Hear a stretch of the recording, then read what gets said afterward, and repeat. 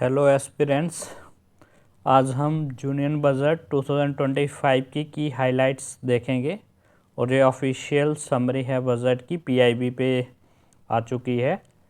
तो हर साल बजट से 2-3 क्वेश्चन प्री में पूछे जाते हैं, मेंस में भी और इंटरव्यू में भी हम बजट से रिलेटेड क्वेश्चन हमें देखने को मिलते हैं। तो let's discuss the summary of budget. सभी लोग कमेंट में बताएं मुझे बजट से रिलेटेड हमारे कॉन्स्टिट्यूशन में कौन से आर्टिकल डील करते हैं। Which article deals with budget. क्या ऑफिशियली हमारे कॉन्स्टिट्यूशन में वर्ड बजट मेंशन है या नहीं है। अगर नहीं है तो बजट कौन से आर्टिकल से, तो बजट को क्या कहा जाता है, किस फॉर्म में हमें बजट के बारे में पता चलता है।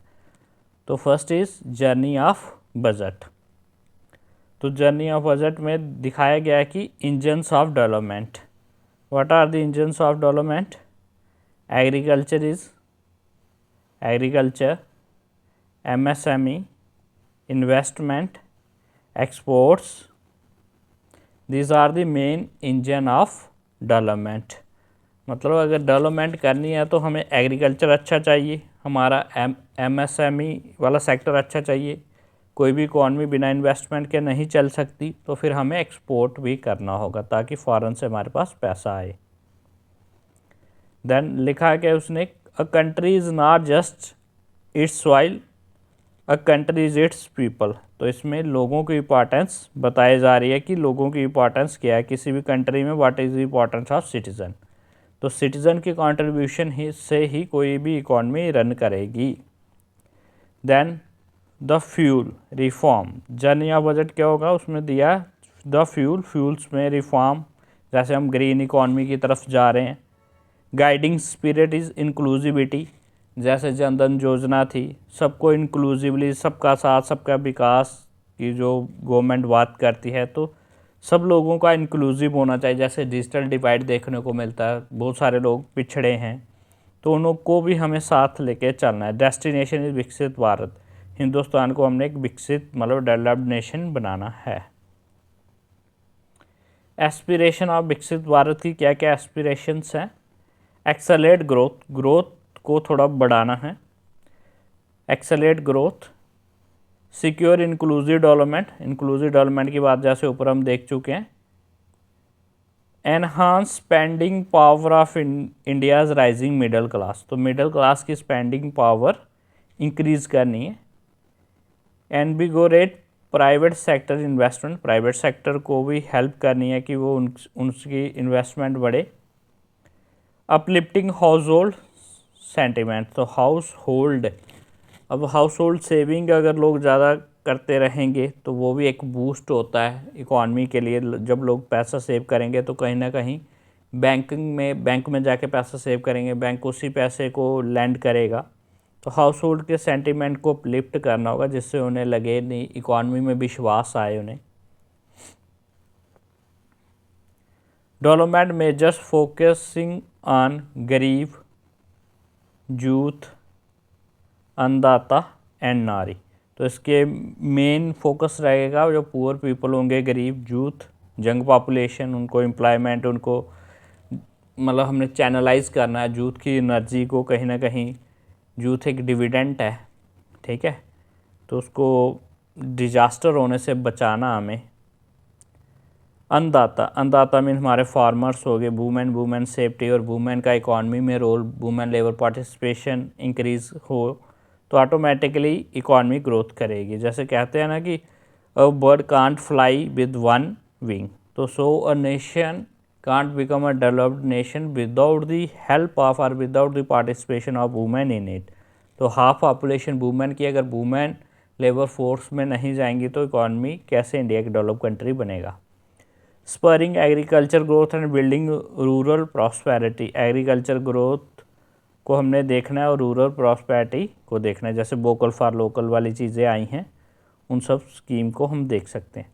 प्राइम मिनिस्टर धन Dhanya Krishi Yojana, developing agriculture district programme, agriculture district programme district पे फोकस करेंगे to cover 100 district and likely to help 1.7 crore farmers, तो 1.7 करोड़ फार्मर्स की हेल्प करेंगे।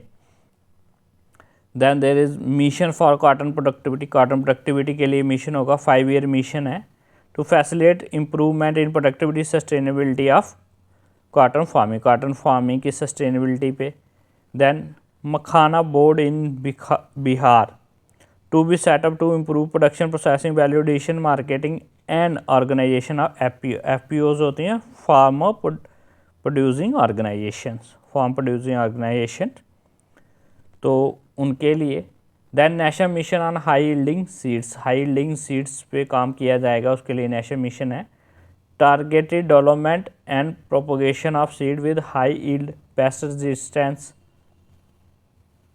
एंड क्लाइमेट रेजिलियंस, तो ऐसे सीड होने चाहिए हमारे पास जो हाई यील्ड हो, जिन्हें पेस्ट का असर ना हो जिन पे, और जो क्लाइमेट रेजिलियंस हो, आजकल जो भी क्लाइमेटिक चेंज हो उसको वो एडाप्ट कर सके, उसको सहन करने की शक्ति हो। एनहांस क्रेडिट थ्रू केसीसी किसान क्रेडिट कार्ड के थ्रू इजी क्रेडिट होगा, तो फार्मर के लिए बीज लेना, फर्टिलाइज़र, इलेक्ट्रिसिटी उसके लिए आसान होगा।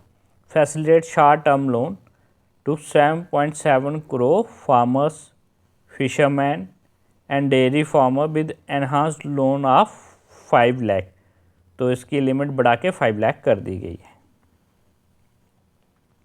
देन आत्मनिर्भरता इन पल्स, जो हमारी दालें हैं उसमें आत्मनिर्भरता होनी चाहिए कि तो हमें बाहर से इंपोर्ट ना करनी पड़े। Launch a 6 year mission with special focus on Toor, urad and मसूर दाल, तो तूर, उड़द और मसूर दाल पे फोकस होगा, 6 ईयर का मिशन होगा।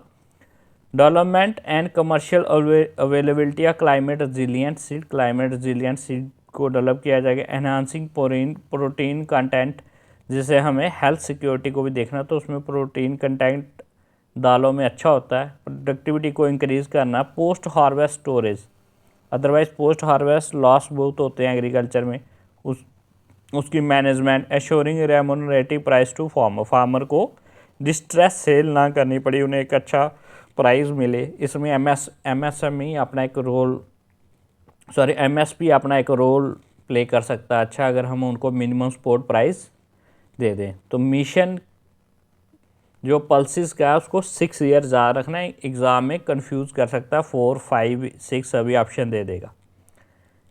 India post as a catalyst for rural economy, India post एक कैटलिस्ट हो सकता है, मीन उसको प्रोसेस को इंक्रीज़ करने में जो हमारा पोस्ट सिस्टम है उसका हो सकती है। रूरल कम्युनिटी हब को लोकेशन, रूरल कम्युनिटी में को एक हब, और वहाँ पे एक हब लोकेशन बनाई जा सकती है।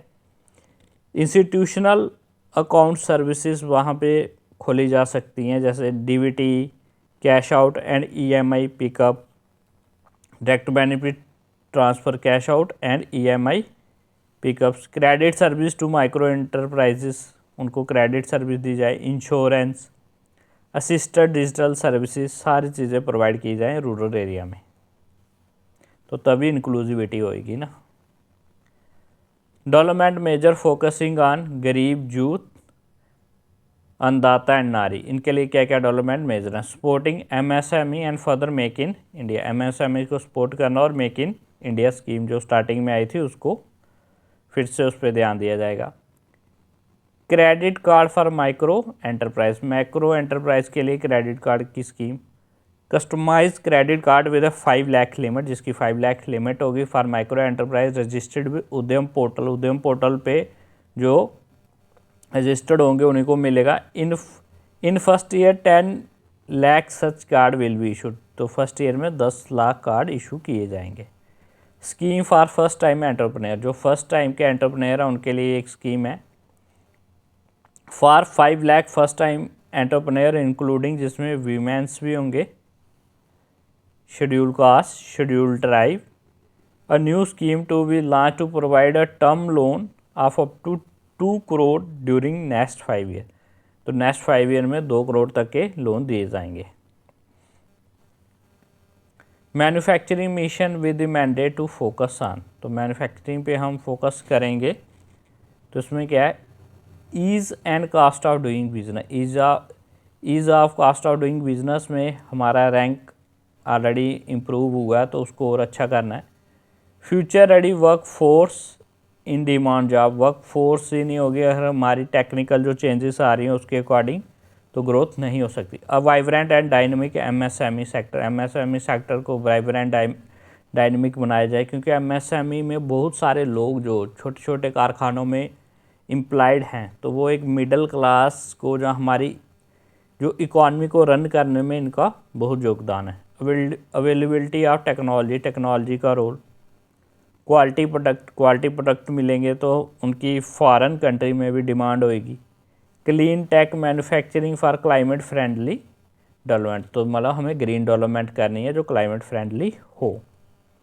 Measures for labour intensive sector, labour intensive sector की क्या क्या मेजर हैं, एग्ज़ाम में पूछा जा सकता है। Focus product scheme for footwear and leather sector, footwear और लेदर सेक्टर पे फोकस होगा। Scheme is expected to facilitate employment for 22 lakh person, generate turnover of 4 lakh crore and export over 1.1 lakh crore. तो हमारे फुटवेयर की काफ़ी डिमांड होती है फॉरेन में, तो उससे फॉरेन इन्वेस्टमेंट आएगी, एक्सपोर्ट होंगे हमारे, तो 1.1 लाख करोड़ का अंदाज़ा लगाया गया है, जिसमें 22 लाख लोगों को वर्क मिलेगा। Measure for toy sector, India को मोदी जी टॉय हब बनाना चाहते हैं। To focus on the development of clusters skills and a manufacturing ecosystem that will create high quality, unique, innovative and sustainable toy to rebrand the make in India brand. Otherwise जो जितने भी toy हैं mostly toy जो China से import करते हैं हम।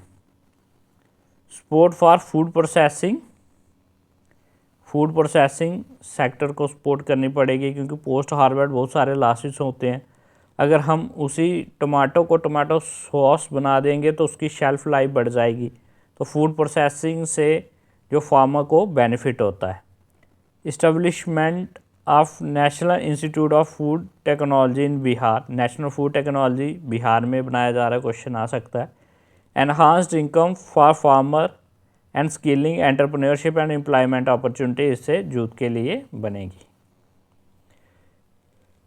Significant enhancement of credit, significant enhancement of credit availability with guarantee cover, तो कितना होगा rupees in crore. MSME current जो क्रेडिट गारंटी कवर था, तो करंट कितना 5 करोड़ है, तो उसको रिवाइज कर दिया 10 crore.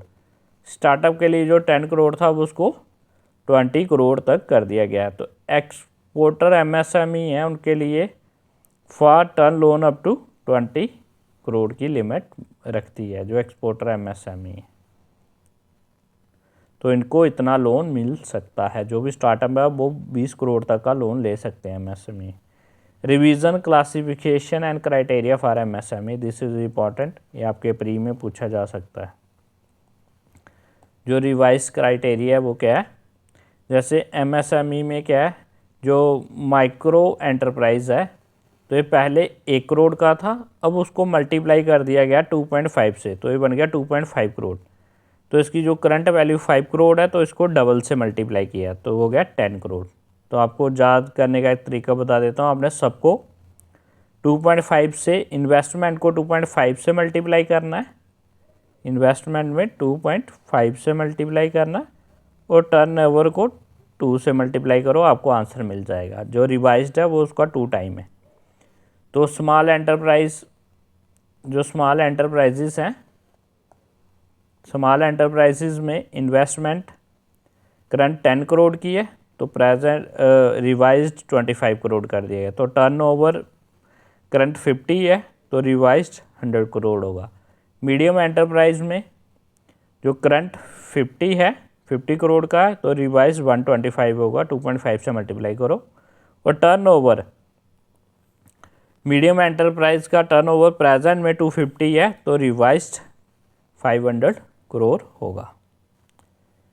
Development major focusing on गरीब, यूथ, अन्नदाता एंड नारी, क्या क्या है इसमें। इन्वेस्टमेंट इन पीपल, पीपल में इन्वेस्टमेंट की जाए, इकॉनमी में एंड इनोवेशन में। अगर हमारे लोग इनोवेटिव होंगे, स्किल्ड होंगे, तो तभी इकॉनमी की ग्रोथ होगी।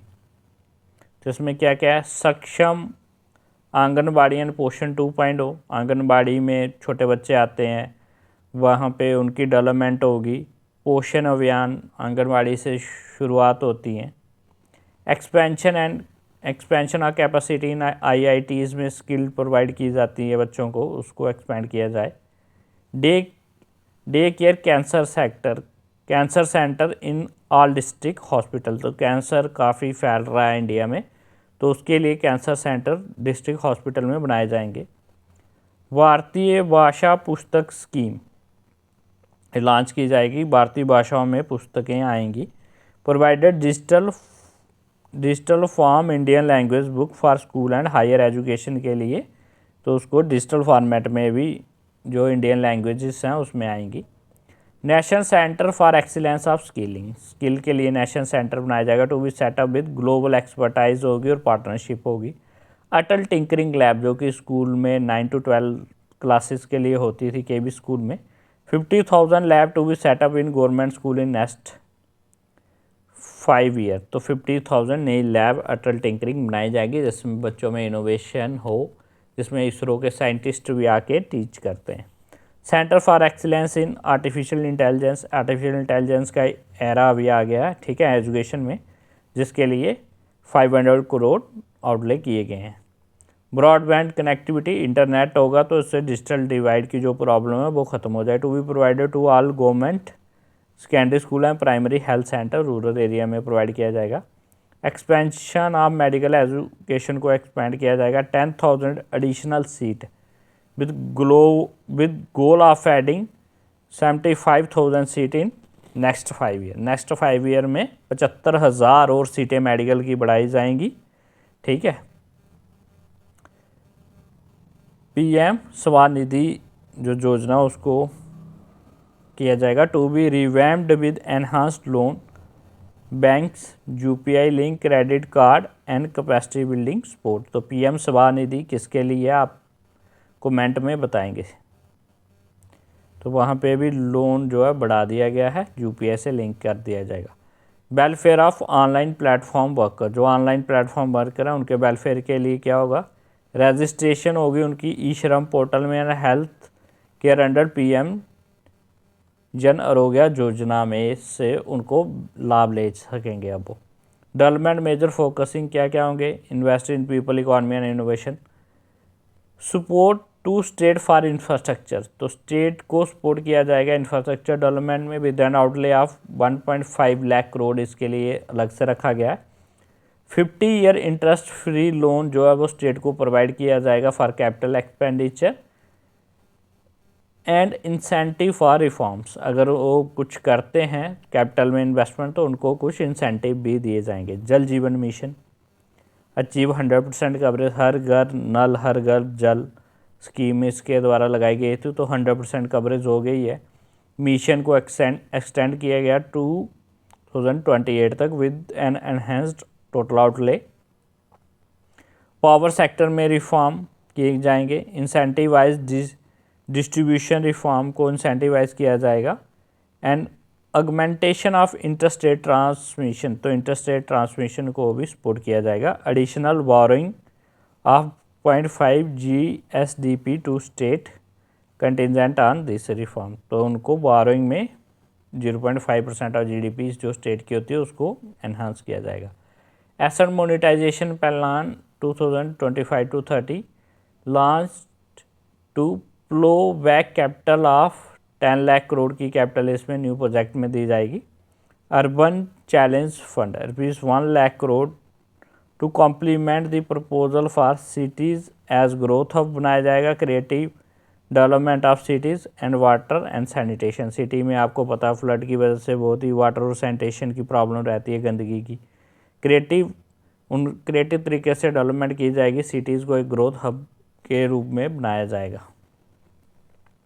मैरीटाइम डेवलपमेंट फंड, तो अलग से मैरीटाइम डेवलपमेंट फंड रखा गया है 25,000 crore for long term financing with 49% contribution by the government. 49% इसमें कॉन्ट्रीब्यूशन गवर्नमेंट की होगी। न्यूक्लियर एनर्जी पे भी फोकस है for Viksit Bharat. Amendment to the atomic energy act में अमेंडमेंट की जाएगी and civil liability for nuclear damage act, और न्यूक्लियर डैमेज एक्ट में भी अमेंडमेंट की जाएगी, will be taken up for active participation भी प्राइवेट सेक्टर की भी एक्टिव पार्टिसिपेशन इसमें अब बढ़ाई जाएगी। UDAN scheme, regional connectivity to 120 new destination and carrying 4 crore passenger in next 10 year. तो नेक्स्ट 10 ईयर में 4 करोड़ पैसेंजर जो होंगे वो हवाई जहाज़ की यात्रा कर पाएंगे उड़ान स्कीम के तहत। फ्यूचर नीड ऑफ बिहार की फ्यूचर नीड को ध्यान में रखा गया है। Green field airport, green field और ब्राउन फील्ड प्रोजेक्ट में क्या डिफरेंस होता है कमेंट में बताएं। Financial support for western Koshi के नाल ERM प्रोजेक्ट, वहाँ पे फाइनेंशियल सपोर्ट की जाएगी। स्वामिह fund 2 ₹15,000 crore for expeditious completion of 1 lakh dwelling unit through blended finance, तो इसमें 15,000 करोड़ पे दिए जाएंगे। Tourism for employment led growth, तो टूरिज्म पे फोकस किया जाएगा जिससे एम्प्लॉयमेंट जनरेट हो। How tourism can generate growth. Top 50 tourist destination site to be developed in partnership with state के साथ पार्टनरशिप में टॉप 50 डेस्टिनेशन साइट डेवलप्ड की जाएंगी। Introducing streamlined visa facility provide की जाएंगी। Intensify skill development program for our youth, हमारे youth के लिए स्किल डेवलपमेंट प्रोग्राम लाए जाएंगे। परफॉर्मेंस लिंक इंसेंटिव, जिस स्टेट की अच्छी परफॉर्मेंस होगी उसको अच्छा इंसेंटिव दिया जाएगा। Mudra loan for home stays, Mudra loan मिलेगा। Ease of travel and connectivity to tourist destination, वहाँ पे कनेक्टिविटी प्रोवाइड की जाएगी हर टूरिस्ट डेस्टिनेशन पे। Then PM research fellowship, PM research fellowship प्रधानमंत्री की जो स्कॉलरशिप दी जाती है to provide 10,000 fellowship for IIT and ISC researcher को प्रोवाइड की जाएंगी। रिसर्च डेवलपमेंट एंड इनोवेशन में क्या है, allocating 20,000 crore to implement private sector driven research and innovative initiative, तो R&D में भी थोड़ा ध्यान दिया जा रहा है जिसमें 20,000 करोड़ दिए जाएंगे। Gene bank for crafts germplasm, second gene bank with 10 lakh germplasm line to be setup for future food and nutrition security के लिए सेकंड जीन बैंक बनाया जाएगा जिसमें 10 लाख प्लाज्म लाइंस को सेटअप किया जाएगा। Gyan Bharatam mission, documentation and conservation of our manuscript heritage, जो हमारे हेरिटेज है मैन्युस्क्रिप्ट हेरिटेज है, to cover more than 1 crore manuscript, जो भी हमारा पुराना इतिहास है, ज्ञान है, हमारे सेक्रेट जो भी टेक्स्ट हैं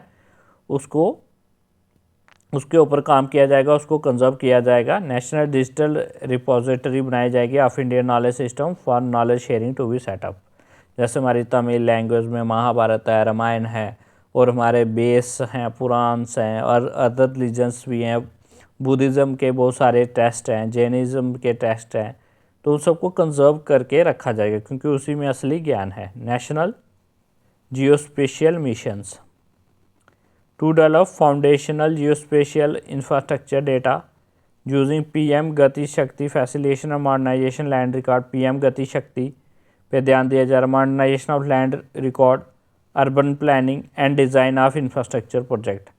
तो नेशनल जियोस्पेशियल मिशन पे भी फोकस रहेगा हमारा। प्रमोटिंग एक्सपोर्ट को किस तरीके से प्रमोट किया जाए। Export promotion mission, Bharat trade net, national framework for GCC, warehousing facility for air cargo. Export के लिए इन सब चीज़ों की ज़रूरत पड़ेगी। एक्सपोर्ट प्रमोशन मिशन क्या बोलता है, with sectoral and ministerial target to facilitate easy access to export, credit easily मिलेगा, क्रॉस बॉर्डर फैक्टरिंग सपोर्ट मिलेगी, and support to MSME to tackle non tariff measure in oversea market. तो oversea market में MSME को help की जाएगी, उन पर non tariff major ना लगाए जाए। Bharat trade net, a digital public infrastructure जिसका नाम होगा Bharat trade net BTN for international trade will be set up as a unified platform for trade documentation and finance के जितने भी सोल्यूशन होंगे भारत ट्रेड नेट के थ्रू आपको सॉल्व हो जाएंगे। Support for integration with global supply chain के लिए सपोर्ट मिलेगी भारत ट्रेड नेट, किसके लिए? एक्सपोर्ट प्रमोशन के लिए। National framework for GCC as guidance to state for promoting global capacity centre, तो ग्लोबल कैपेसिटी सेंटर बनाए जाएंगे इन एमर्जिंग टीयर 2 सिटी में, ग्लोबल कैपेसिटी सेंटर होंगे जिससे हम एक्सपोर्ट कर सकें फॉरेन कंट्रीज़ में। Warehousing facility for air cargo, air cargo में वेयर हाउसिंग फैसिलिटी होंगी तभी दूसरी कंट्री में जो पेरिशेबल गुड होंगे उन्हें पहुंचाया जाएगा। To facilitate upgradation of infrastructure and warehousing of air cargo including high value perishable horticulture produce, जो भी चीज़ें जल्दी ख़राब होने वाली हैं तो हमें अब एयर कार्गो बनाने पड़ेंगे ताकि हम उन्हें नेक्स्ट लोकेशन पे एक्सपोर्ट जब करें वो चीज़ें ख़राब ना हो। रिफॉर्म एज द फ्यूल्स, तो रिफॉर्म एज द फ्यूल्स में क्या देखे जाएंगे? ग्रामीण क्रेडिट सेक्टर, ग्रामीण क्रेडिट सेक्टर में क्या होगा? Framework to serve the credit need of SHG member and people in rural area, जो स्पेशल हेल्प ग्रुप हैं उन लोगों को जो क्रेडिट चाहिए होते हैं, जो गरीब लोग हैं रूरल एरिया में, ज़्यादा पढ़े लिखे नहीं हैं, तो उनको ग्रामीण क्रेडिट स्कोर दिया जाएगा। NAVFID to set up partial credit enhancement facility for corporate bond for infrastructure, तो कॉरपोरेट बॉन्ड इंफ्रास्ट्रक्चर के लिए इश्यूज किए जाएंगे। Revamped central KYC registry to be rolled out in 2025, तो सेंट्रल KYC जो रजिस्ट्री है उसको फिर से शुरू किया जाएगा 2025 में। Rationalization of requirement and producer for speedy approval of company merger, company को मर्ज करना है तो जल्दी से जल्दी उसको भी किया जाएगा, उसमें भी रैशनलाइजेशन की ज़रूरत है। एक प्रोसीजर बनाया जाएगा how to merge the companies. FDI limit जो इंश्योरेंस में है, ये आपके एग्ज़ाम में पूछा जाएगा, 74 से 100% ऑफ फुल FDI जो है इंश्योरेंस में की जा सकती है। और इंश्योरेंस सेक्टर की फ्यूचर में काफ़ी ग्रोथ होने वाली है क्योंकि अभी इंडिया में ज़्यादा इंश्योरेंस सेक्टर की ग्रोथ नहीं हुई है, तो फ्यूचर में इंश्योरेंस सेक्टर काफ़ी ग्रो करेगा, तो तभी इसमें प्राइवेट प्लेयर को लाया जा रहा है। 100% इंश्योरेंस में FDI लो कर दी गया, अर्लियर 74% था। Then what are the tax reforms, जो प्रेजेंट में टैक्स रिफॉर्म है? Changing in direct tax and proposal to introduce in new income tax bill, तो न्यू इनकम टैक्स बिल लाया जाएगा। डायरेक्ट टैक्सेस में कुछ चेंजेस की गई हैं, आगे देखेंगे हम। रेगुलेटरी रिफॉर्म्स में क्या है? Light touch regulatory framework based on principles and trust to unleash productivity and employment, तो लाइट टच रेगुलेटरी फ्रेमवर्क होंगे based on the principle and trust to unleash productivity और एम्प्लॉयमेंट इसमें बढ़ेगी, ठीक है ना। High level committee for regulatory reform के लिए हाई लेवल कमेटी बनाई जाएगी एक। Investment friendliness index of state, तो एक इंडेक्स बनाया जाएगा, investment friendliness index of state. FSDC mechanism होगा to valuate impact of current financial regulation, जो करंट फाइनेंशियल रेगुलेशन है उनका क्या इम्पैक्ट होता है, and subsidiary instruction along with the framework to enhance their responsiveness and development of the financial sector. Then Jan Vishwas bill 2.0, Jan Vishwas bill क्या होगा? What is new term? Jan Vishwas bill 2.0 to decriminalize more than 100 provision in various laws, बहुत सारे जो laws में provision है उन्हें decriminalise किया जाएगा, सच 100 प्रोविज़न को डीक्रिमिनलाइज किया जाएगा। इनडायरेक्ट टैक्स प्रपोजल में क्या है? Rationalisation of custom tariff structure में रैशनलाइजेशन की ज़रूरत है for industrial goods. Removal of 7 tariff rate को रिमूव किया जाएगा। Apply not more than 1 cess और सरचार्ज, तो जहाँ तो एक सेस लगेगा जहाँ सरचार्ज लगेगा। Apply equivalent cess to maintain effective duty incidence on most item and lower cess on certain item. तो apply equivalent cess to maintain effective duty, तो इफेक्टिव ड्यूटी को मेंटेन करने के लिए एक इक्विवेलेंट सेस लगाया जाएगा बहुत सारे आइटम पे, and lower cess on certain item, और कुछ आइटम पे थोड़ा सेस कम लगाया जाएगा।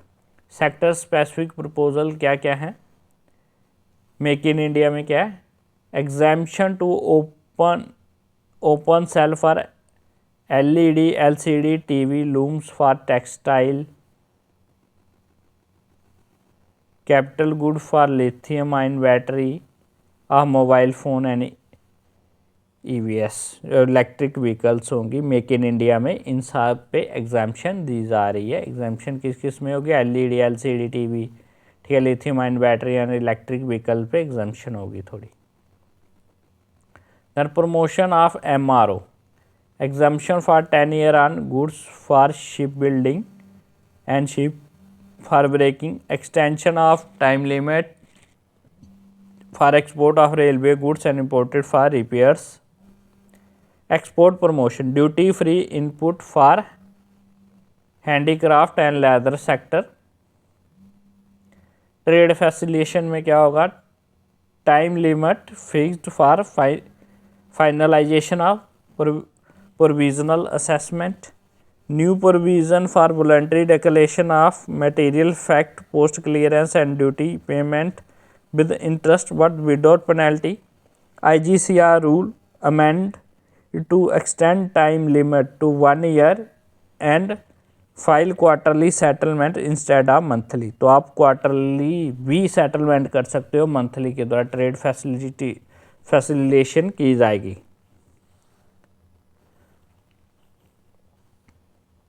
Improved access to life saving medicine, life saving medicine में असेस होगा। Addition of 36 life saving drug या मेडिसिन इन एग्जाम्प्टेड लिस्ट में उसकी एडिशन हो जाएगी। 6 मेडिसिन इन 5% ड्यूटी लिस्ट में 6 मेडिसिन आएंगी। 37 medicine and 30 new patient assistant program in exempt list. तो इनमें से क्वेश्चन बनने के चांसेस कम ही है। मेडिसिन फॉर रेयर डिसीज़ के लिए मेडिसिन आएंगी, कैंसर के लिए, सेवियर क्रॉनिक डिसीज़ के लिए। डायरेक्ट टैक्स प्रपोजल में क्या क्या चेंजेस हुए वो देख लेते हैं। Introduction of a scheme for determining arm length principle of international transaction for a block period of 3 year. 3 year के लिए आर्म लेंथ प्रिंसिपल जो इंटरनेशनल ट्रांजैक्शन है वहाँ पे अप्लाई किया जाएगा।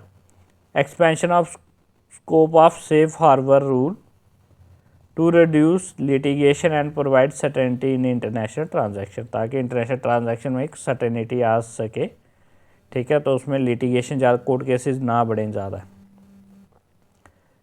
प्रपोजल इनकम टैक्स रिफॉर्म क्या क्या क्या होंगे स्पेसिफिक फोकस किया जाएगा, जिसमें मिडिल क्लास पे, जैसे 0 to 4 लाख पे कोई भी, अब लिमिट जो है वो 12 लाख तक कर दी गई। 12 लाख तक कोई भी आपको इनकम टैक्स नहीं लगेगा, बट उसके बाद जो फर्स्ट 4 लाख तक होगा वहाँ पे कोई भी टैक्स नहीं होगा। 4 to 8 लाख के बीच में 5%, 8 to 12 लाख के बीच में 10%, देन 12 to 16 लाख के बीच में 15%, 16 to 20 लाख के बीच में 20%, 20 to 24 के लाख में 25% एंड 24 लाख से ज़्यादा में 30%।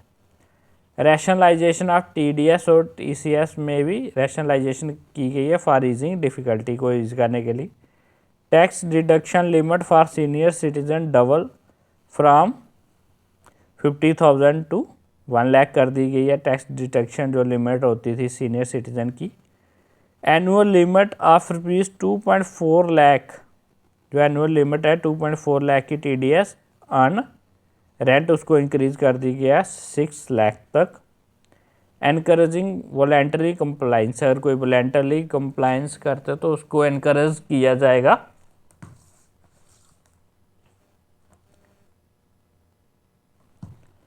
Then extension of time limit to extension of time limit to file updated return, तो अपडेटेड रिटर्न के लिए जो है एक्सटेंड कर दिया गया, टाइम लिमिट को एक्सटेंड कर दिया गया to file updated return from current limit 2 year to 4 year.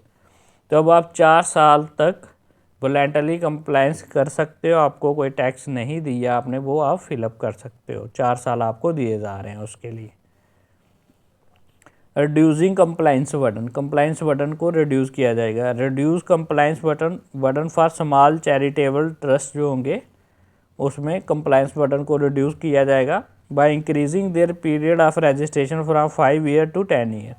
तो पीरियड ऑफ रजिस्ट्रेशन को 5 ईयर से 10 ईयर तक कर दिया गया है।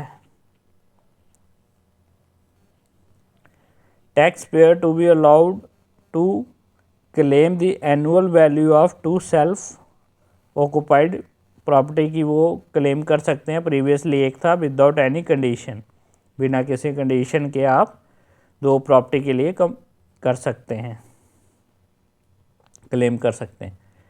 एम्प्लॉयमेंट एंड इन्वेस्टमेंट का क्या लिंकेज है? Tax certainty for electronic manufacturing scheme, tonnage tax scheme for inland vessels, extension for incorporation by 5 year of startups, तो एक्सटेंशन दी जाएगी स्टार्टअप को 5 ईयर के लिए। Specific benefit to ship leasing unit को स्पेसिफिक बेनिफिट होंगे insurance office and treasury centre for global company which are setup in IFC में जो भी सेटअप्स होंगी उनके लिए। Certainty of taxation to category 1 and category 2 AIF undertaking investment in infrastructure and other sector on gain, इसमें कुछ important नहीं है। तो हमने मोटा मोटा यही देखना होता है कि मोस्टली क्या क्या रिफॉर्म किए जा रहे हैं, जहाँ से क्वेश्चन बनता है कि रुपीज़ आ कहाँ से रहा। जैसे बोरोइंग से एंड अदर लाइबिलिटी से 24% है, तो अभी इतना इंटरेस्ट इंडिया को पे करना पड़ता, तो ज़्यादा पैसा हमारे पास 100 रुपये में से 24 रुपीज़ उधार के हैं। देन इनकम टैक्स 22 रुपीज़ में डायरेक्ट टैक्स हो गया।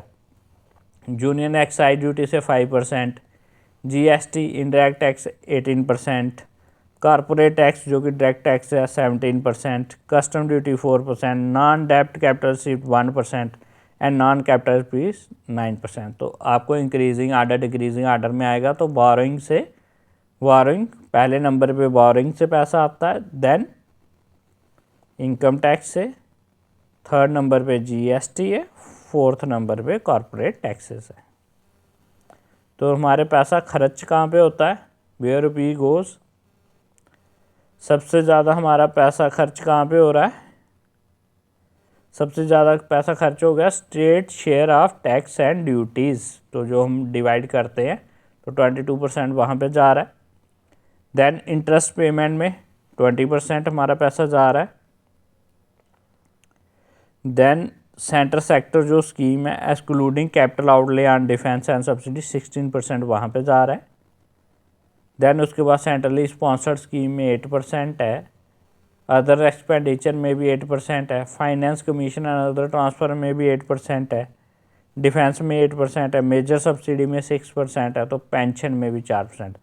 तो फर्स्ट नंबर पे क्या आएगा? State share of taxes and duty, first number पे पैसा जा रहा है। देन इंटरेस्ट पेमेंट में दूसरे नंबर पे, देन सेंट्रल सेक्टर स्कीम में तीसरे नंबर पे, और अदर बाकी वाले हैं जो डिफेंस लगा लो आप चौथे नंबर पे 8%, फाइनेंस कमीशन भी चौथे नंबर पे 8% है, सेंट्रली स्पॉन्सर्ड स्कीम भी 8% है। अरेंज करने के लिए आ सकता है, जहाँ मैच करने के लिए आ सकता है। देन रिसिप्ट, तो इन लाख करोड़ में हमारा कितना बजट है, तो देख लेते हैं रेवेन्यू रिसिप्ट कितनी है। पहले 27 था, फिर जैसे 2023 में 27 लाख करोड़ हमारा रेवेन्यू रिसिप्ट था। 2024-25 में 31 हुआ, फिर तो उसमें रिवाइज में 30 निकला है। तो अब इस ईयर में 2025-26 में कितना हमारा 34.22। तो मतलब इतना पैसा हम जनरेट करें, हमारे पास रेवेन्यू है इंडिया का, ठीक है। तो कैपिटल रिसिप्ट कितना अब 16.4%। तो आपको ट्रेंड पूछा जा सकता है, तो क्या ये कंटिन्यूस बढ़ा है? जैसे कैपिटल रिसिप्ट में देखो आप 2023 में 17.1, देन हमारा 16.9, तो रिवाइज्ड में कितना आया एस्टिमेट में 16.3, तो रिवाइज्ड में हमेशा कम हो जाता था, तो अभी 16.4।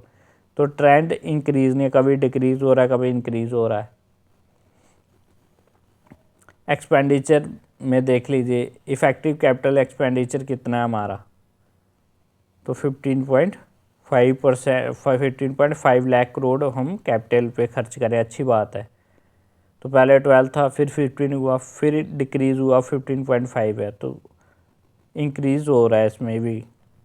तो रेवेन्यू एक्सपेंडिचर मतलब 34.9 जो हमारे डेली के खर्चे होते ही रहते हैं, 34.9 था 2023 में, तो 2024 में 37.1 आया, जो रिवाइज्ड में बढ़ गया था, 37 हो गया था।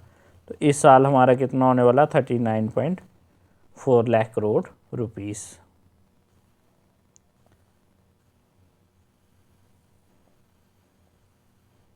रोबस्ट इकोनॉमिक फाउंडेशंस, अगर हम डेफिसिट देखें तो हमारा डेफिसिट क्या है,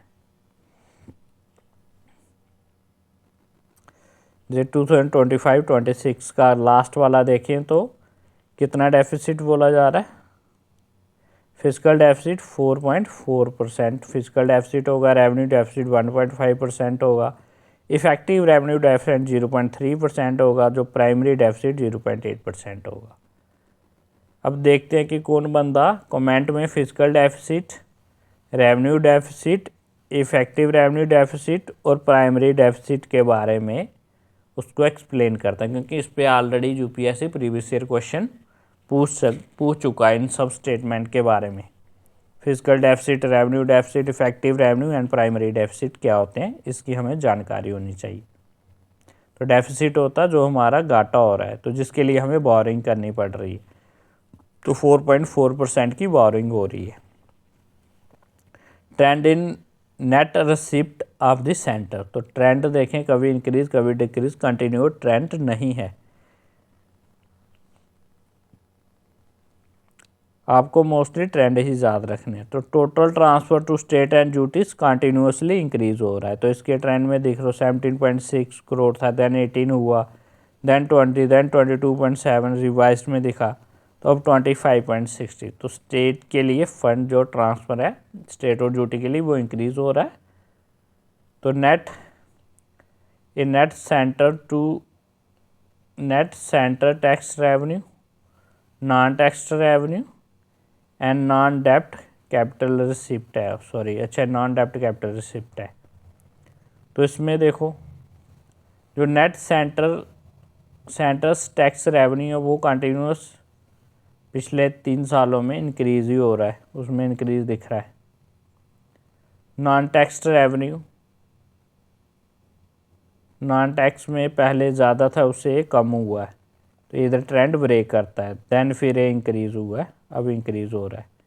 देन नॉन डेप्ट कैपिटल रिसिप्ट, नॉन डेप्ट कैपिटल रिसिप्ट में भी ट्रेंड नहीं है, कभी डिक्रीज़ हो रहा है, कभी इंक्रीज़ हो रहा है। एक्सपेंडिचर ऑफ मेजर आइटम्स, तो डिफेंस में हमारा एक्सपेंडिचर इतने लाख करोड़ का है, 4.91 लाख करोड़, रूरल डेवलपमेंट में 2.6 लाख करोड़, होम फेयर में 2.3 lakh crore, agriculture and light activity में 1.7 लाख करोड़, एजुकेशन में 1.28 लाख करोड़। तो एजुकेशन में 6% ऑफ जीडीपी होना चाहिए according to new education policy, तो क्या ये 6% है। हेल्थ में 98 लाख करोड़, ठीक है। अर्बन डेवलपमेंट में 98,000 है, तो इसमें 96 अर्बन में। आईटी और टेलीकॉम सेक्टर में 95,000, एनर्जी में 81,000 करोड़ का, कॉमर्स इंडस्ट्री में 65,000 करोड़, सेल्फ वेलफेयर में 60,000 करोड़, साइंस डिपार्टमेंट में 55 करोड़। तो this is our budget. Budget के हमारे जो डेटा है, सबसे ज़्यादा पैसा कहाँ पे खर्च हुआ है, डिफेंस में हमारा मेजर एक्सपेंडिचर हुआ है। तो इस कभी कभी पूछा जा सकता है 4.9 लाख डिफेंस में है, रूरल डेवलपमेंट में 2.6 है, होम फेयर में 2.3 है, एग्रीकल्चर में 1.7 lakh crore and then education में 1.2 लाख करोड़। तो ये हमारा मेजर जो भी डेटा थे बजट से रिलेटेड थे। तो इसमें मेन चीज़ जो याद रखने वाली है, एक तो यह कि पैसा कहाँ से आ रहा है, कहाँ को जा रहा है। तो बोरोइंग से सबसे ज़्यादा पैसा 24 आ रहा है, इनकम टैक्स से 22% है, जीएसटी से 18% है और कॉर्पोरेट टैक्स से 70। जा कहाँ पे रहा है पैसा, जाने का स्टेट शेयर जो ड्यूटीज़ है 22% वहाँ पे जा रहा है, इंटरेस्ट पेमेंट में जा रहा है 20%, सेंट्रली देन उसके बाद सेंटर सेक्टर स्कीम में जा रहा है पैसा हमारा 16%, देन सेंट्रली स्पॉन्सर स्कीम में 18%। तो डायरेक्ट टैक्स प्रपोजल जो किए गए हैं उसमें आपको याद रखना है 4 to 8 लाख में 5% है, 8 to 12 में 10 है, 12 से 16 में 15 है, अदरवाइज 12 लाख तक कोई भी टैक्स नहीं है।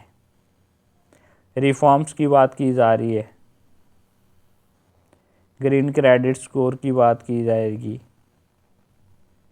PM research fellowship, gene bank, ये सब मेंस में आपके लिखने के काम आएंगे। प्री के लिए आपको स्टेट इंफ्रास्ट्रक्चर के लिए सपोर्ट की जाएगी 1.5 लाख करोड़ की। एसेट मोनेटाइजेशन प्लान 2025 से 30 तक, flow back capital of fees 10 lakh crore की कैपिटल इसके लिए लाई जाएगी।